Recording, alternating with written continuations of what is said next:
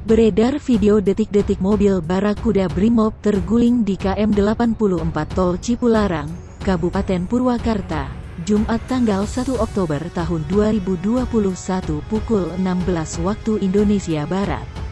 Dalam video amatir, terlihat kondisi arus lalu lintas di tol ramai lancar di jalur yang dilewati oleh mobil Barakuda Brimob.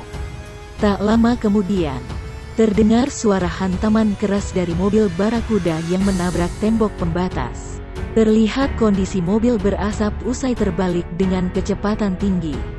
Polantas yang merekam video lalu berlari mendekati mobil Barakuda Brimob tersebut. Informasi yang dihimpun, tidak ada korban jiwa dalam kecelakaan tersebut. Para penumpang yang berada di dalam mobil Barakuda Brimob hanya alami luka ringan.